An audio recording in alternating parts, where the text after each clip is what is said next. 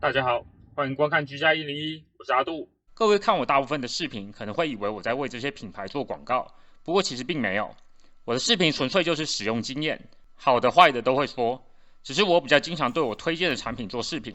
内容里面并没有广告。我们今天就会说一个特斯拉 Model 3的一个问题，这问题我也不清楚应该说是严重还是不严重。不过我这次的确挺困扰的，我称它是一个大漏洞，因为它的确是一个大洞。顺便一提，我以前说特斯拉的12伏电池比平常汽油车更容易衰退，我的车在3年10个月左右换了第2次的12伏电池，2次都是在警告的瞬间就已经无法将车子的门打开了。不过特斯拉大概这个方面的服务已经很成熟了，这次大概2个小时内就有到府服务，直接免费更换电池，所以对我的影响比想象还要小。回到正题，我们要说这次特斯拉给我这次造成的困扰，那我们就开始吧。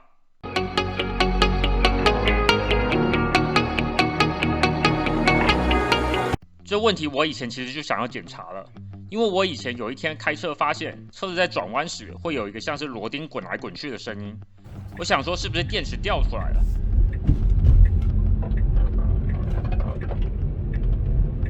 不过特斯拉入场服务我那时预约至少要3个星期以后，所以我一直没有重视这件事情，尤其是这声音在1-2个月之后突然不见了，之后就把这件事情淡忘了。直到今天早上我老婆要去公司前，在车库发现了一只小猫，它躲在车库的一个小角落，一直喵喵叫。我们想办法要把它保护起来，但是它一下就不见了。我以为它跑到了车库外面去了，所以我出去外面找，但是也找不到。我们最后放弃了，然后我老婆就去上班了。在下午我老婆下班回来时，她告诉我她在开回来前听到猫的叫声。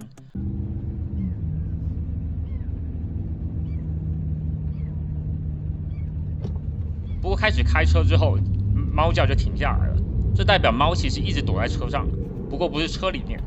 我只要想办法找哪里可能让小猫钻进特斯拉的里面。在寻找的时候，我的确时不时听到猫叫，然后我发现车子的前轮下面有蛮大的空间可以进入的，后轮那边也有类似的空间。我尝试从前面的空间来观察小猫。它在这里面，但是我不知道在哪里。我发现它其实在这里面还挺自由的，可以到处移动，不过我没有办法接触到它。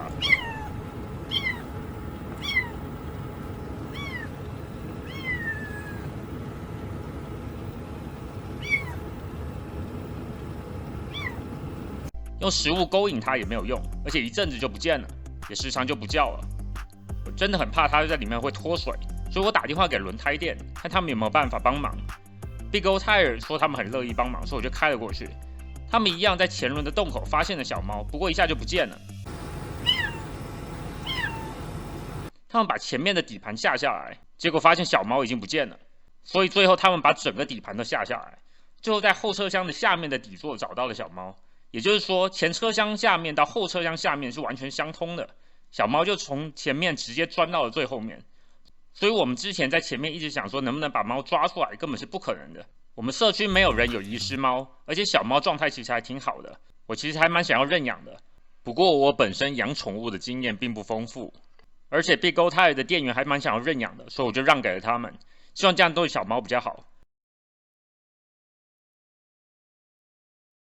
不过特斯拉下面的洞当然还是在，之前转弯时螺钉滚来滚去的声音，要么是有石头跑进去这个超级大的空间，要么是螺钉掉出来然后在里面滚啊滚，最后是可能自己掉出来的，不知道是什么时候，